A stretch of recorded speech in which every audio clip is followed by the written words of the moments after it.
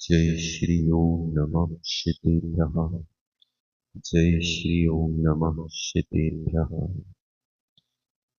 तीन काल के जिनवरा, तीन काल के से, तीन काल के मुनिवरा, वंदो जगत विषे।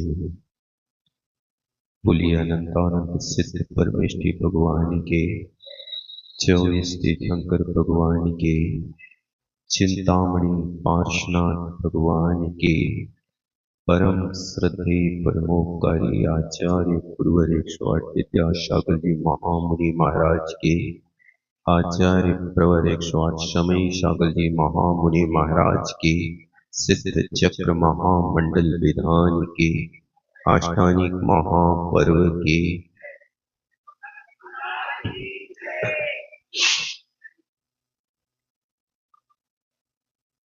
यहाँ पर प्रसंग चल रहा है कि राजा प्रजापाल ने अपनी मान कषाय के कारण अपनी बेटी का विवाह एक अपरिचित रोगाक्रांत व्यक्ति से कर दिया। कषाय कोई भी हो, कषाय के वशीभूत व्यक्ति अपनी बुद्धि को खो देता है। हे क्या है, उपादेय क्या है, इसका विवेक खो देता है। इसलिए जैसे घोड़े को बस में रखने के लिए अस्वार लगाम हाथ में रखता है, हाथी को बस में करने के लिए महावत हाथ में अंकुश रखता है, बैल को वश में करने के लिए पगैया को हाथ में रखता है। इसी तरह विवेकी लोग कसाय को वश में रखने के लिए विवेक का अंकुश अपने पास हमेशा रखते हैं। यदि ये लगाम अंकुश ना हो तो ये जानवर अश्वारोही को या महावत को किसी भी गड्ढे में पटक सकता है। कसाया वेश में यदि विवेकी अपना विवेक नहीं रखता है तो ये कसाय नरक और निगोद के गड्ढे में पटक सकती है। हमेशा हाथ में रखें विवेक। यहां पर मैना सुंदरी के पास विवेक था, धैर्य था और सिद्धांत के ऊपर श्रद्धान था। गुरुओं की सन्निधि में रहने से व्यक्ति के पास सेवा भाव और सहिष्णुता आ ही जाती है। असंयमियों के बीच में रहने से असंयम में प्रवृत्ति होती ही रहती है। इसलिए कहा है कि सत समागम लाख काम छोड़ करके करने की कोशिश करें। ज्ञान की तो बात जहां मिले वहां लाख काम छोड़ करके उस ज्ञान की बात को लेने की कोशिश करें। मैना सुंदरी आदर्श धर्म पत्नी बनकर के अपनी आदर्श को प्रकट कर रही है। धर्म पत्नी उसी का नाम होता है जो अपने पति को धर्म की ओर लगा देती है। ये आदर्श धर्म पत्नी की परंपरा रानी चेलना ने चलाई। रानी चेलना का पति राजा श्रेणी एकांतवादी बौद्ध मतानुयायी कपट से चेलना के साथ विवाह करने वाला, विषम परिस्थिति एक चेलना जैन धर्म की अनुयायी कट्टर शैतानी, चाहे जैसी भी स्थिति हो, लेकिन मैं अपने धर्म का त्याग नहीं कर सकती। आपकी रुचि है, मैं झगड़ा नहीं करूंगी, लेकिन हमारी श्रद्धा को नहीं बदल सकता है। और जहां दो गुण अधिक होते हैं, विजय उसकी होती है। आप कोशिश करें, आपके परिवार में यदि आपके भाग्य से कोई व्यक्ति व्यसनी मिला है, धर्म से बहुत पीछे है, आप कसाय ना करें। कसाय से काम बिगड़ते हैं। आज तक कभी भी कसाय से काम बनी नहीं। बस आप अपने धर्म पर डटे रहो। आपके गुणों में यदि अधिकता होगी तो सामने वाले व्यक्ति को आपके अनुरूप परिणमन करना ही होगा। बस इतना है कि लड़कर पानी की अपेक्षा समर्पण में ज्यादा पाया जाता है। आज के लोग लड़ाई पर श्रद्धा रखते हैं, लेकिन ध्यान रखना, लड़ने वाला दशानन पूरे जीवन भर युद्ध करता रहा, लड़ते लड़ते मर गया, पर एक सीता को नहीं पा सका। लेकिन समर्पण करने वाला विभीषण ने राम के लिए अपने को समर्पण किया, तो विभीषण को राज्य मिल गया। लेकिन राम लक्ष्मण लड़ कर मर गया, पर सीता नहीं पा सका, रावण। इसलिए याद रखना कि लड़कर पानी की अपेक्षा समर्पण में ज्यादा पाया जाता है। लेकिन ध्यान रखना, जहां समर्पण होता है वहां कोई शर्त और शिकायत नहीं होती है। जहां शर्त है, शिकायत है, समर्पण नहीं है। बस हुआ यही कि मैना सुंदरी ने समर्पण किया। कोई शर्त नहीं, कोई शिकायत नहीं। आप हमारे साथ अन्याय कर रहे हो, आप तो निमित्त मात्र हो। अन्याय और न्याय तो मेरा कर्म करेगा। ये दृढ़ श्रद्धान जिस नारी को था, शास्त्रों में देखा जाए तो पुरुषों की अपेक्षा नारियों के आदर्श शास्त्रों में बहुत उल्लेख है। चाहे सीता जी का चरित्र देख लो, चाहे अंजना का देख लो, और भी अनेक ऐसी नारियां हैं जिनने अपने धर्म के बल पर देवताओं को अपना सेवक बनाया है।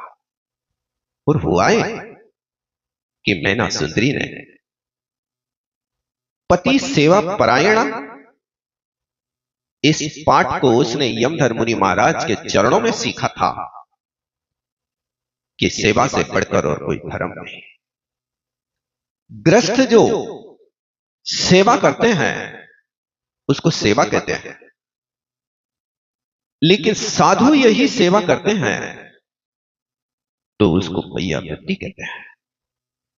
बैयावृत्ति तप है, अंतरंग तप हुआ करता है जो संबर और निर्जरा का कारण होता है।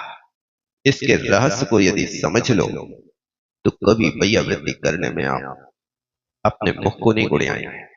प्रसन्नता अहो भाग्य है।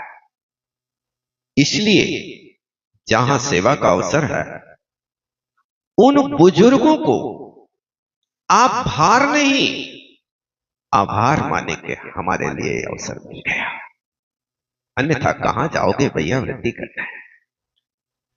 मेनासुंदरी ने सबको घर ले जाकर मंदिर ले जाकर के परमात्मा की दिल से उपासना की, लेकिन भगवान से शिकायत नहीं की। भगवान, तुमने हमारी बिल्कुल नहीं सुनी, हमें कैसे संकट में डाल दिया। नहीं, उसने भक्ति की, भक्ति का फल तो स्वयं मिलता ही है। फिर मंदिर से निकल करके वो गुरु चरणों में जाती है। गुरु विराजमान थे जिनका नाम सुगुप्ताचार्य था। उनके पास जाकर के पहले वंदना की। जब कभी अपन गुरुओं के पास जाते हैं तो उनकी वंदना करो पहले। चरणों में दिठी दीनी, चरणों में दृष्टि रखी, 3 प्रदक्षिणा दी और निवेदन किया, गुरुवा पंत नो नित्यम ज्ञान दर्शन नायका चारित्राणो गंभीरा मोक्ष मार्गोपदेश का। धन्य है गुरु महाराज, जो संसार के प्रत्येक प्राणी की आप हमेशा रक्षा करते हैं। रक्ष रक्ष गुरुवरा, मेरी भी रक्षा करो, रक्षा करो। अन्यथा शरणम नास्ति त्वमेव शरणम। गुरु को छोड़ करके मैं किसकी शरण में जाऊं। साधु नाम बंदने चेन्नाचिरम तिष्ठति पापम छिद्र हस्ते यथोदकम। गुरुओं के निकट जाने से पाप चिरकाल तक नहीं ठहर सकता। जैसे अंजलि में रहने वाला पानी चिरकाल तक नहीं ठहरता, इसी तरह साधु नाम बंदने चे, साधुओं की वंदना से पाप अंजलि में रखे हुए पानी की तरह एक एक बूंद करके छीन हो जाता है। इसीलिए तो जिन लोगों के तीव्र पाप के उदय रहते हैं वे घबराते हैं। कहीं महाराज के पास गए और हमारा साथी पापी छूट गया तो हम कैसे रहेंगे। इसलिए वे उसके संभाल करके रखने के लिए साधुओं से दूरी बनाया करता है।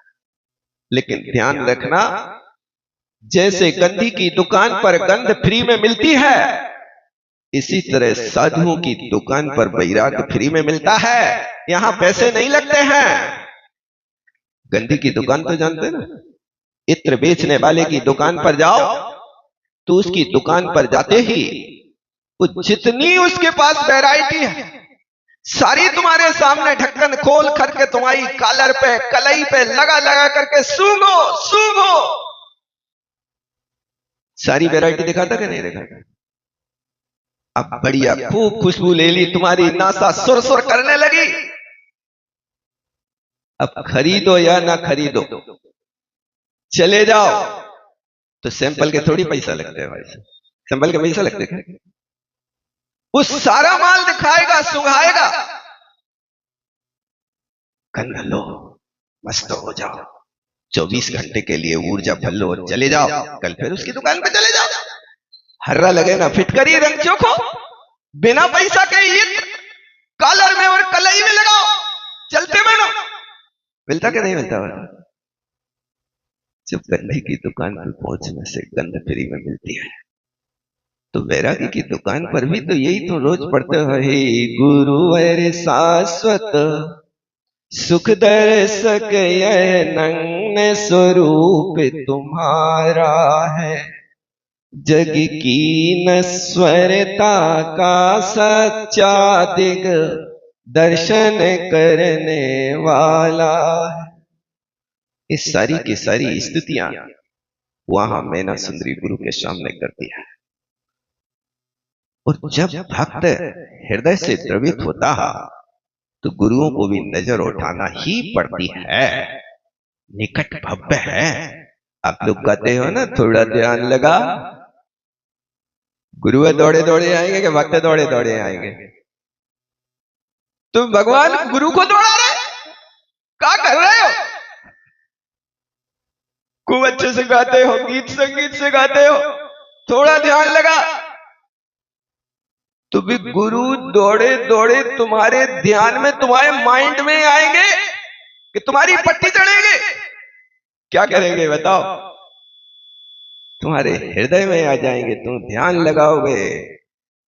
यहां से मोबाइल लगाओ तो वहां से रिप्लाई आती है? नहीं होता है ऐसा। लगाओगे तब ना, तभी तो होगा, अन्यथा बिना लगाए थोड़ी होता। इसी तरह थोड़ा ध्यान लगा और एक क्षण में गुरु तेरे हृदय में विराजमान हो जाएंगे। और जब गुरु हृदय में विराजमान हो जाए तो पकड़ करके रखना, जैसे हनुमान ने राम को अपने हृदय में पकड़ करके रखा था। इसलिए कहते तो पादौ मम हृदय तब पदलीनम। आपके दोनों चरण मेरे हृदय में और मेरा हृदय आपके चरणों में बना रहे, बस यही प्रार्थना। खूब दिल से भक्ति करें और फिर कहते भगवान मेरे कष्टों का निवारण होगा क्या नहीं? कष्ट तो कौन को है? श्रीपाल को, प्रजा को, मैना को कष्ट है कि नहीं?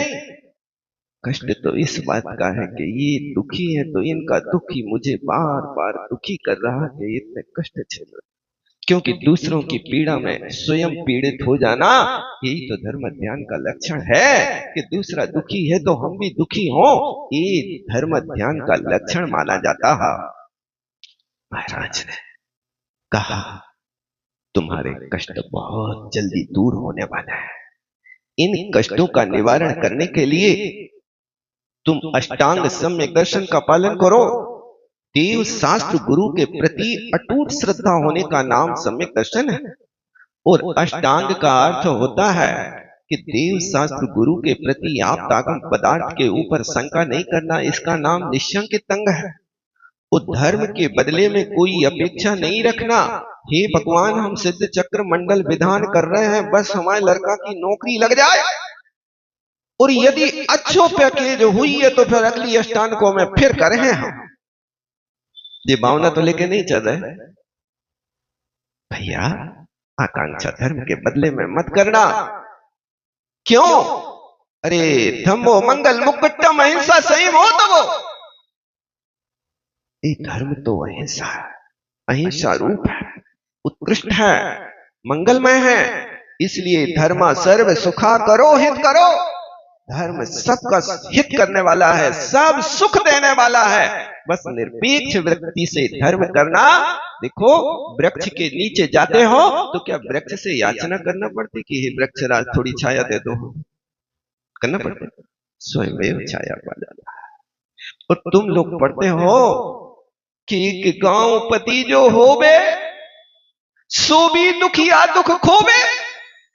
जब एक गांव का पति सरपंच होता है तो गांव वालों के दुख दूर करता है। तुम तो तीन भुवन के स्वामी, तुम तो तीन लोक के भगवान, और मैंने तीन लोक के भगवान के चरण पकड़ लिए। अब मेरे कौन से दुख रहेंगे? लेकिन मन नहीं मानता। एक बार तो मन कहता भगवान जल्दी सुन लो, बस ये हो जाए वो हो जाए। निरपेक्ष वृत्ति करो, तुम्हारी सारी की सारी मनोकामनाएं ये तो होगी, इसके अलावा मोक्ष सुख की भी प्राप्ति होगी। इसलिए धर्म के बदले में आकांक्षा मत करना। ये निकांक्षित अंग है। किसी घृणित वस्तु को देख करके गिलानी नहीं करना, निर्विचिकित्सा अंग है। देव शास्त्र गुरु के अलावा अनायतन की सेवा नहीं करना, एक अमूर्त दृष्टि अंग है। और अपने गुण और दूसरों के दोषों को कभी मुख से बाहर मत कहना, ये उपगुहन अंग है। कभी दूसरों की निंदा मत करना, निंदा करना तो अपनी करना, ये उपगुहन अंग कहलाता है। और स्थितिकरण है। क्या है स्थितिकरण? यदि कोई धर्म से विचलित हो रहा तो उसको धर्म में लगा देना, इसका नाम स्थितिकरण है। तुम्हारे साधर्मी भाई मिलकर के प्रातः काल भगवान की पूजा करते हैं। आपस में यदि कोई नोक झोंक हो जाए और कोई मंदिर आना बंद कर देवे तो तुम्हारा कर्तव्य है कि उसको पूछो, फोन लगा के उसके घर पे जाके, भैया काहे नहीं आ रहे मंदिर? उसको मंदिर लाओ, पूजा कराओ, धर्म में लगाओ, प्रवचन सुनाओ, आहार दान दिलाओ। इसी का नाम तो स्थितिकरण। लेकिन अब यदि आपने कोई को डांट दिया, अब वो मंदिर नहीं आ रहा तो तुम ये कुछ तो नहीं करोगे, वो चार बातें सुना हो कि तुमने आओ मंदिर तो का भगवान ऐसे ही बैठे रहे। भगवान बिना स्नान के बैठे रहे, बिना पूजा के बैठे रहे, ने आओ तुम तो कहो शकल ने दिखाई हो। ये तुम स्थितिकरण कर रहे हो कि मिथ्यात्व का पोषण कर रहे हो? क्या कर रहे हो बताओ? मंदिर से छुटा रहे? अरे धर्मात्मा बनाओ न, धर्म उद्धार में कहीं बिना, धर्मात्मा के बिना धर्म चलता नहीं है। इसलिए मत ठुकराओ, गले लगाओ, धर्म सिखाओ, यही तो जन संस्कृति है। आपका साथी यदि आज पूजा करने नहीं आया, अभिषेक बाद में करो, पहले उसको फोन लगाओ। क्यों नहीं आया? बुखार चढ़ा के? चल अभिषेक कर ले, मैं तेरे नाम की शांति धारा करता हूं, अभी ठीक हो जाएगा। किसी दुखी व्यक्ति के दुख को दूर करना है तो बस इतना तो उसके सामने जाकर के मैं हूं ना, चिंता क्यों कर रहा है, उस व्यक्ति के दुख दूर हो जाएंगे। लेकिन इतना कहने की भी तुम्हारे पास ताकत नहीं है, इतना बोलने का भी तुम्हारे पास समय नहीं। एक मैना सुंदरी ने अष्टांग का पालन किया, इसलिए स्थितिकरण करो, धर्मात्मा बनाओ, और हर व्यक्ति का कर्तव्य है कि एक एक व्यक्ति को लाकर के मोक्ष के मार्ग में लगाओ, और 2 महीना 3 महीना तक उसकी ओर निगरानी रखो कि ये क्यों नहीं रहा, नहीं आ रहा तो बुलाओ, और वो कहे कि भैया हम दुकान चला रहे, हम नहीं आ पा रहे, तो तुम्हारा कर्तव्य है कि तुम उसे कहो कि तुम पूजा के समय 2 घंटा में जितने रुपया कमे हो उतनी हम तुम्हारी व्यवस्था कर दें, आ जाओ मंदिर। नहीं कर सकते? कर सकते हैं, क्योंकि पैसा इतना कीमती नहीं है जितना कीमती धर्मात्मा को तैयार करना होता है। आप क्या समझते हो तन मन धन क्या है? यदि 1 महीने उसको 500 रुपया रोज देकर के भी मंदिर में लगा दिया, पूरे जीवन भर धर्म करेगा और कई गुना अनंत गुना तुम्हारे पास लौटा करके देगा। एक गरीब का सहयोग करना भी तो सीखो, लेकिन करें क्या, हमारे पास फुर्सत कहाँ है। ये स्थितिकरण है, और वात्सल्य का अर्थ होता है कि साधर्मी को देख करके वास्तविक मुस्कान होना, उसके दुख सुख में शामिल होना, इसका नाम वात्सल्य है। और प्रभावना अंग होता है कि जैसे बने तैसे अज्ञान तिमिर को दूर कर देना, इसका नाम प्रभावना अंग है।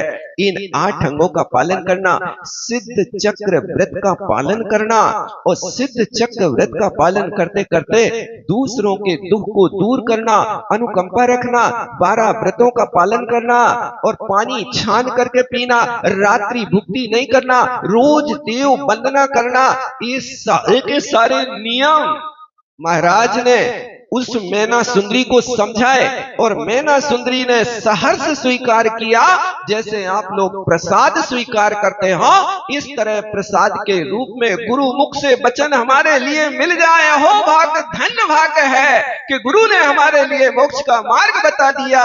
इस तरह मैना सुंदरी ये काम करती है, और व्रतों का पालन करते हुए, सम्यक्त का पालन करते हुए सिद्ध चक्र व्रत जब पूर्ण हो गए, तब उस सिद्ध चक्र व्रत की पूर्णता के बाद फिर इसने सिद्ध चक्र महामंडल विधान किया, इसकी आराधना की, और आराधना करते हुए सारे के सारे लोगों को उसमें लगाया, बैठाया, सबने दिल से भक्ति करी। और फिर जब विधान हो जाता था, पूजा हो जाती थी, तो सिद्ध यंत्र के नहन यानी एक अर्घ चढ़ाना, उसके साथ धूप घट में धूप खेना, और उसी के साथ सिद्ध यंत्र के ऊपर जल की धारा छोड़ना, ये क्रियाएं एक साथ होती। उन क्रियाओं के साथ में उस गंधोदक को लगाया, तो आप लोग पढ़ते ना, गंधोदक छिड़कत वसुदिन में रहा कुष्ठ नहीं किंचित तन में। एक गंधोदक के छिड़कते ही कुष्ठ रोग यूं समाप्त हो गया, और यहां पर श्रीपाल महाराज का रोग समाप्त हुआ। इसके साथ 700 लोग और स्वस्थ हो गए। यानी सिद्ध चक्र महामंडल और सिद्ध चक्र के व्रत का प्रभाव ये हुआ कि फल पायो मैना रानी। आज तक इतिहास साक्षी है, उस चौथे काल में ये हुआ है। लेकिन ध्यान रखना, मैना रानी ये कई हुई, चौथे काल से 5वें काल तक आज तक दूजी मैना रानी हुई नहीं। पूजा नहीं करी तुम लोगों ने, मैना जैसे नहीं करे। सिद्ध चक्र मंडल विधान तो किया, लेकिन मैना जैसे भावों से नहीं खाया, इसलिए वो इकलौती नारी है। आप लोगों ने इतिहास में आज तक नाम नहीं छपवाया, कि आज कोई दूजी मैना रानी बन करके और उसका फल पा करके उसकी भी स्तुति की जाती होती, परिक्रमा करते हो और पढ़ते रहते हो, फल पायो मैना रानी, फल पायो मैना रानी। ये सिद्ध चक्र का विधान 8 दिन ठाठ से किया। बोली लगाई थी कि नहीं? हैं? बोली लगाई हुई है कि नहीं लगाई हुई है? पता नहीं। यह तो बनाना पड़ता है, प्रेरणा करना पड़ती है, तब कहीं जाकर के बनते हैं। उसके लिए तो गुरु ने आदेश दिया और गुरु की आज्ञा का पालन किया और वहां पर वो कामदेव की तरह सुंदर शरीर वाले श्रीपाल महाराज बन गए। इस बात की खबर यहाँ से वहां तक फैल गई कि जहां बनारस में उनकी मातेश्वरी विराजमान थी और वहां खबर पहुंची कि मैना सुंदरी जैसी पवित्र नारी ने भक्ति के प्रभाव से अपने पति के कुष्ठ रोग को दूर किया। तो वो मैना का पति था, लेकिन ये तो माँ का दिल का टुकड़ा था। वो माँ जैसे ही सुनती है, श्रीपाल स्वस्थ हो गया। मेरा लाल कितने कष्टों में रहा, बरसों बरसों वनवास करता रहा, कोई पास नहीं आया। आज वो बेटा कामदेव जैसा दृष्टि गोचर हो रहा। कोई आए या ना आए, वाराणसी से चल करके मां कमलावती श्रीपाल के पास ऐसी दौड़ी दौड़ी आई जैसे बछड़ा अपनी मां के पास दौड़ा दौड़ा आता है। और जब पता चला कि श्रीपाल महाराज की मातेश्वरी पधारी हैं, तो मैना सुंदरी ने भी दिल से स्वागत किया। वो चौथा काल था, आज पंचम काल है। आज स्वागत के स्थान पर मुंह उड़ाया जाता है। सास ससुर के लिए आज अच्छे से प्रेम से रखना मुश्किल हो रहा है। क्या बताएं, एक घटना सुनने को मिली थी कि एक बहू अपने सास ससुर से बड़े बुरे भाव रखती थी। सास ससुर ने देखा कि मेरे रहते हुए बहू को कष्ट का अनुभव हो रहा। देखो, चेहरे पढ़ने की कोशिश किया करो, पढ़ो। आप लोग फेसबुक पढ़ते हो, मैं कहता हूं फेस रीडिंग करो। तुम्हारा चेहरा क्या कह रहा है? क्या हमें पसंद कर रहे कि नहीं? यदि नहीं कर रहे तो धीरे धीरे घर से निकल करके धर्म तीर्थ क्षेत्रों के बहाने जाओ और गुरुओं के चरणों में रहो और आश्रम में रहने की कोशिश करो कि कष्ट ना हो इनको हमारे माध्यम से। वो दादा और मां बड़ी समझदार थी, वो कुछ दिन के लिए तीर्थों पर चले गए। अब उनके जाने के बाद बहू को तो बहुत आनंद आया, इसने तो दिवाली मनाई, लेकिन लड़का तो कुछ कर नहीं सका, दादा को भेज दिया।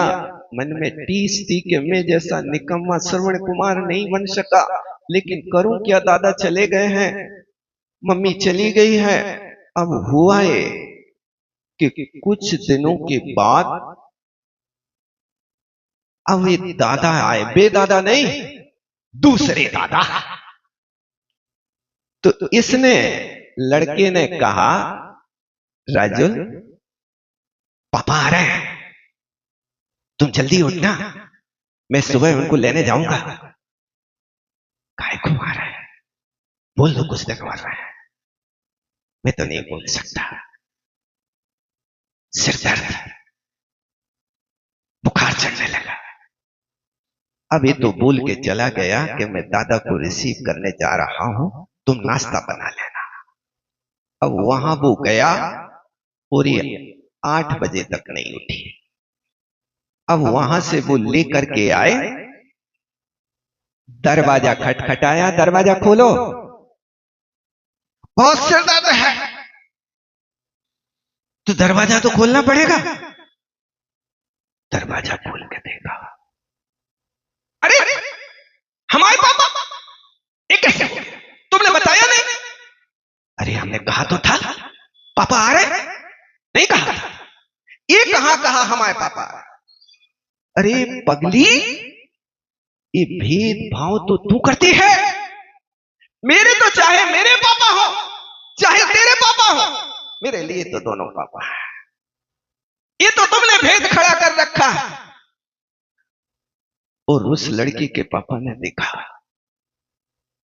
कि जमाई के पापा के लिए तो ये सिरदर्द कर रही थी और हमें देख करके बांसों उछल रही, उलाहे ना दे रही।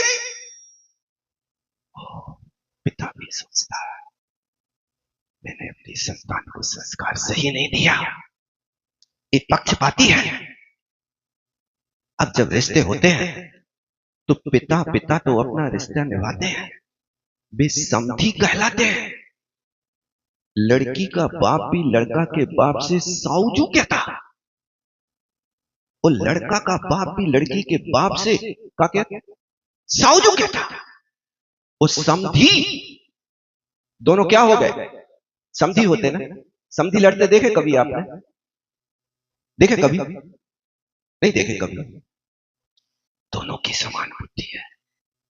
जब पाणी ग्रहण संस्कार हुआ उसी समय पंडित ने कहा था कि तुम इन 7 बातों को याद रखना जब फेरे लिए, लेकिन माँ बाप को दोनों को भी हाथ मिला करके कहा कि तुम अपने बेटे और बेटी के ऊपर हाथ रख करके कहो। और उसने बोला समधी समधन राखिए सदा आपने पास, नहीं तो जग में होएगा तुमरो बहु फास। समधी हे समान बुद्धि वाले व्यक्तित्व, धी का अर्थ बुद्धि होता है। उस समधन, समधन किसे कहते हैं? स्त्री को नहीं। समता रूपी धन को सदा संभाल करके रखना। यदि ये समधन बिगड़ गया तो जग में तुम्हारी बहुत हंसी होगी, बहुत हंसी होगी। अपने बाप को देख करके अरे हमारे पापा, ये लगता है कि आज व्यक्ति के लिए पाठ सही नहीं पढ़ाया जा रहा है। यहां भी जीवन पर रह करके भी स्वर अपने सुसर में पराये पापा की बुद्धि बनी रहती है, सेवा भाव नहीं आ पाता। लेकिन मैना सुंदरी ने पराई बुद्धि नहीं, अपनी बुद्धि से काम किया। मां कमलावती का अच्छे दिल से आतिथ्य किया, खूब स्वागत किया। हे जननी मातेश्वरी, आपने ऐसे कामदेव जैसे पुत्र को, सुशील पुत्र को जन्म दिया। ये तो अचानक हमारा सौभाग्य था कि ऐसा पुरुष मुझे मिल गया। मैं कहां खोजती तुम्हारे लिए स्तुति की। और फिर मां ने भी कहा बेटा धन्य है, मैं किन शब्दों से तुम्हारा गुणगान करूं। तुमने परमात्मा की सिद्धों की भक्ति कर रहे, डूबती हुई नैया को बाहर निकाल लिया, मेरे बेटे को कष्ट से बाहर निकाल दिया। मैं कौन से शब्दों से तुम्हारे लिए गुणगान करूं। एक कृतज्ञता कहलाती है। एक दूसरे के किए हुए कार्य पर एक दूसरे के लिए प्रोत्साहन करना, ये बहुत बड़ी बात हुआ करती है। यहाँ पर जब ये आओ भगत हुई, एक दिन मैना सुंदरी कमलावती सासू माँ के पैर दबा रही थी। तभी उसी वक्त मैना सुंदरी ने कहा हे माँ, आज तक आपके बेटे का परिचय, ये कहाँ के राजा हैं, इनके पिता श्री कौन है, इनका इतिहास क्या है, मुझे आज तक ज्ञातव्य नहीं है। आप मुझे बताने की कृपा करें। तब सासू माँ ने उस पर प्रसन्न होकर के कहा बेटी, इनकी कहानी बड़ी विचित्र है, संकट भरी है। तुम सुनना चाहती हो तो सुनो, मैं सुनाना चाहती हूँ। तब माँ कमलावती ने कहा बेटा, ये श्रीपाल राजा, इनके पिता चंपापुरी नगरी के राजा थे। श्रीपाल के पिता का नाम वीर दमन था और मैं कमलावती, मेरी संतान ये श्रीपाल। अचानक वीर दमन का बाल अवस्था जब श्रीपाल की थी, तभी श्रीपाल के पिता वीर दमन दैव योग से काल कबलित हो गए। लेकिन जब वो काल कबलित हो गए और बेटा छोटा था, बड़ा संकट आ पड़ा, राज्य का संचालन कैसे हो। तब मंत्रियों ने कहा कि इनके लिए राजा बना दिया जाए और कार्य संचालन हम सब करेंगे। तब वहां पर सर्वसम्मति से श्रीपाल को राजा बना दिया गया। श्रीपाल राजा बन गया। लेकिन श्रीपाल के राजा बनते ही उस समय जो वीर दमन के छोटे भाई अरिदमन सिरिपाल के चाचा जी थे। उनको ये सहन नहीं हुआ। उनका अभिप्राय था कि राज्य का संचालन मैं करूं।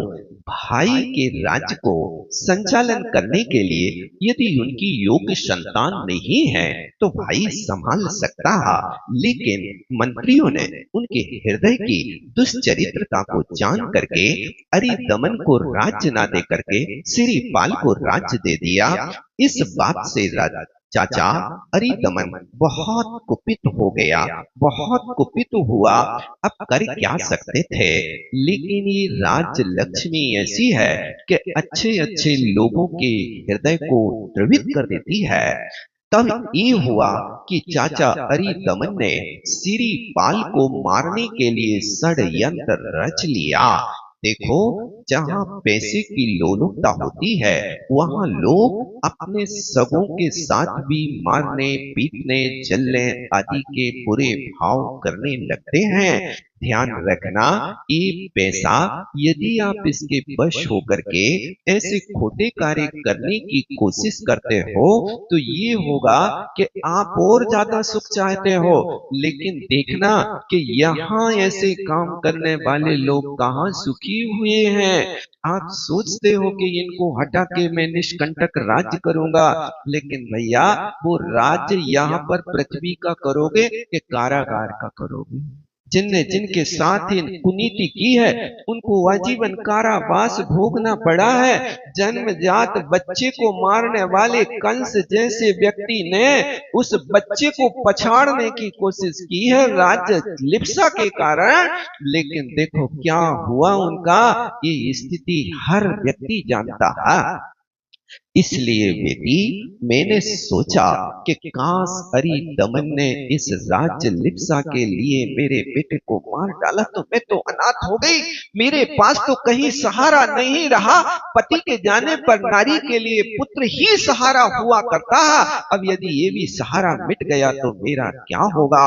उस सहारे को बचाने के लिए अब मेरे सामने समस्या खड़ी हुई कि मैं राज्य बचाऊं कि बेटे को बचाऊं।